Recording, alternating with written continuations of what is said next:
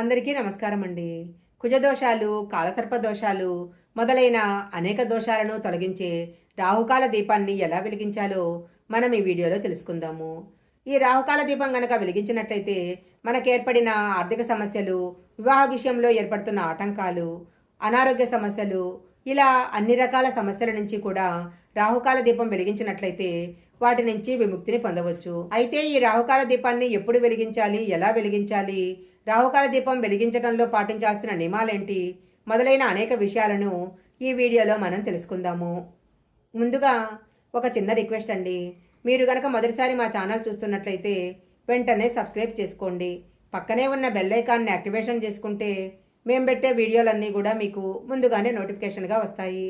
ఇక లేట్ చేయకుండా రాహుకాల దీపాలను ఎలా వెలిగించాలో ఇప్పుడు తెలుసుకుందాము. రాహుకాల దీపాలను వెలిగించినట్లయితే మీకేర్పడిన అన్ని రకాల సమస్యలు తొలగిపోతాయి. రాహుకాల దీపారాధన వలన శక్తి స్వరూపిణి అయిన అమ్మవారు అనుగ్రహించి అన్ని రకాల బాధలను తొలగిస్తుంది. ఇంటికి ఐశ్వర్యాన్ని కూడా కలగజేస్తుంది. రాహుకాల దీపం అంటే నిమ్మకాయల దీపము. నిమ్మకాయలతో వెలిగించే దీపాలు రాహుకాల దీపాలు అంటారు. నిమ్మకాయల దీపం అంటే పార్వతీదేవికి చాలా ఇష్టమైనది. నిమ్మకాయలంటే శక్తి స్వరూపిణి అయిన పార్వతీదేవికి చాలా ఇష్టము. ఈ రాహుకాల దీపాలు వెలిగించాలనుకునేవారు తప్పనిసరిగా అమ్మవారి ఆలయంలో మాత్రమే వెలిగించాలి. ఇంట్లో పూజా గదిలో ఎట్టి పరిస్థితిలో కూడా ఈ నిమ్మకాయ దీపాలను వెలిగించకూడదు. పూజా గదిలో నిమ్మకాయ దీపాలను వెలిగించినట్లయితే మంచి ఫలితాలకు బదులు అనేక చెడు ఫలితాలను ఎదుర్కోవలసి వస్తుంది. అలా గనక వెలిగించినట్లయితే ఇంట్లో సంతోషం అనేది ఉండదు. సంసారంలో ఎప్పుడూ గొడవలు జరుగుతూ ఉంటాయి. అకాల మృత్యువు సంభవిస్తుంది.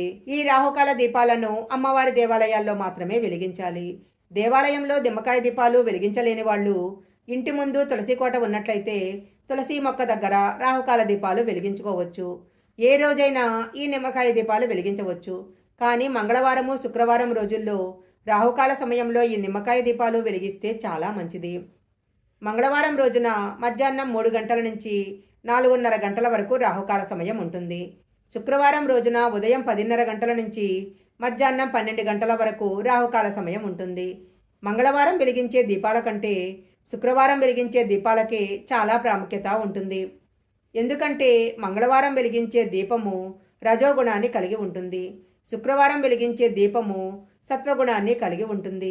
శుక్రవారం రోజు అమ్మవారికి వెలిగించే నిమ్మకాయ దీపం వల్ల మీ కుటుంబం అంతా ఆయురారోగ్యాలతో తరతరాలకు తరగని ఐశ్వర్యంతో నిండి ఉంటుంది.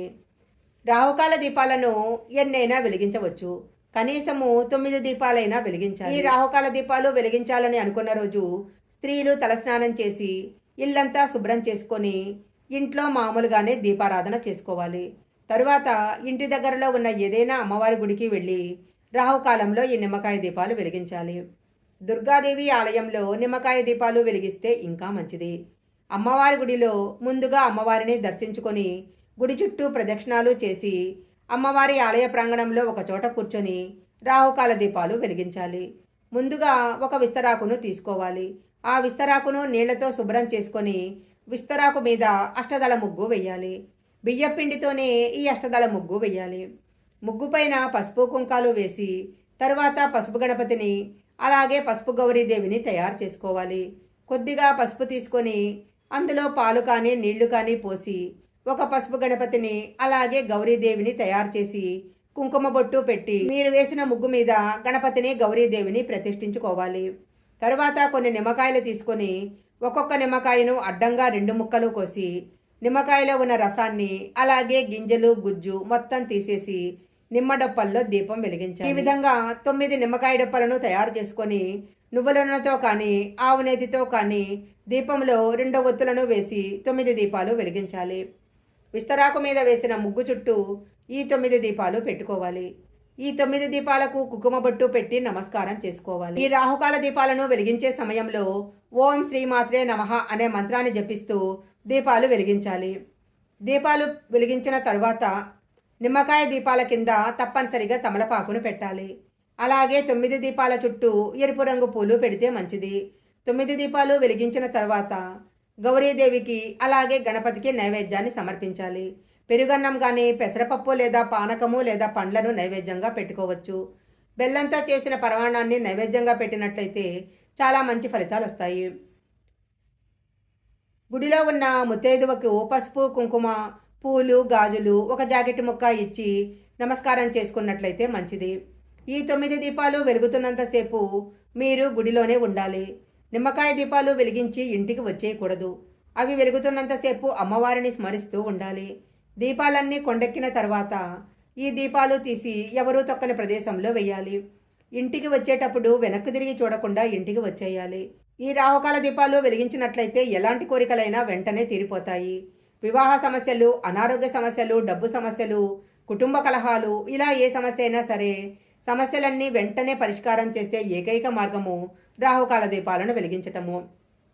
స్త్రీలు మామూలు చీరలు ధరించి నిమ్మకాయ దీపాలు వెలిగిస్తే మధ్యమ స్థాయి ఫలితాలు లభిస్తాయి. పట్టు చీర కట్టుకొని అమ్మవారికి నిమ్మకాయ దీపం వెలిగిస్తే అమ్మవారి అనుగ్రహంతో కుటుంబానికి ఉన్న కష్టాలన్నీ తీరిపోతాయి.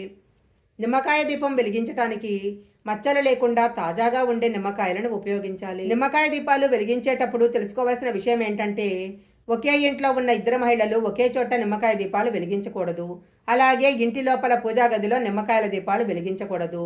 నెలసరి వచ్చిన సమయంలో ఈ నిమ్మకాయ దీపాలు అస్సలు వెలిగించకూడదు.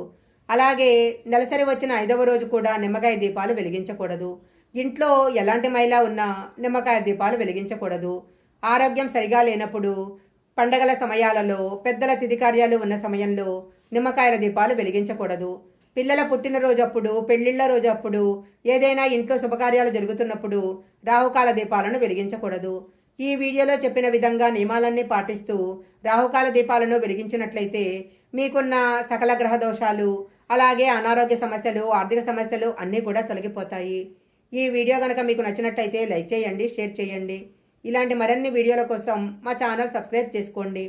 పక్కనే ఉన్న బెల్ ఐకాన్ని యాక్టివేషన్ చేసుకుంటే మేము పెట్టే వీడియోలన్నీ కూడా మీకు ముందుగానే నోటిఫికేషన్గా వస్తాయి. మరొక మంచి వీడియోతో మళ్ళీ కలుసుకుందాం.